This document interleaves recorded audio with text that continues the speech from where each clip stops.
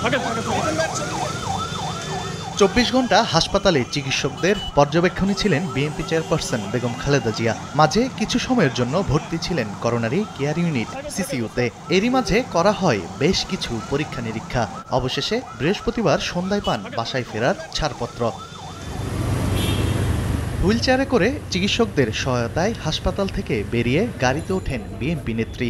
নিরাপত্তা বেষ্টিত গাড়িবহর এবার কেয়ারের মূল ফটক পেরুতে নেতাকর্মীরা ঘিরে ধরেন বেগম খালেদা জিয়ার গাড়িকে। রাত ৯টার দিকে গুলশানের বাসভবন ফিরোজায় ফেরেন বিএনপি চেয়ারপারসন বেগম খালেদা জিয়া। পরিবারের স্বজনেরা গাড়ি থেকে তাকে নামিয়ে নিয়ে যান বাসার ভেতরে। এর কিছুক্ষণ পর গণমাধ্যমে কথা বলেন বেগম জিয়ার চিকিৎসক। বলেন, নানান অসুস্থতার মধ্যে কয়েকটি রোগ বেশি ভোগাচ্ছে বিএনপি নেত্রীকে। বেগম জিয়াকে কর্মক্ষম করে তোলার মতো চিকিৎসা দেশে নেই বলে দাবি করেন তিনি। তাকে বিদেশে চিকিৎসা করানোর দাবিও জানান তিনি।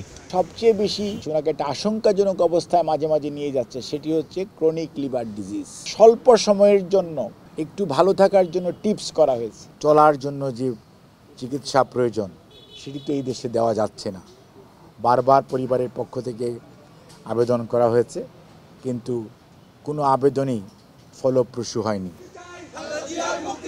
হঠাৎ অসুস্থ বোধ করলে বুধবার সন্ধ্যায় হাসপাতালে ভর্তি করা হয় আর্থ্রাইটিস, ডায়াবেটিস, লিভার, কিডনি সহ নানা রোগে আক্রান্ত সাবেক প্রধানমন্ত্রী বেগম খালেদা জিয়াকে।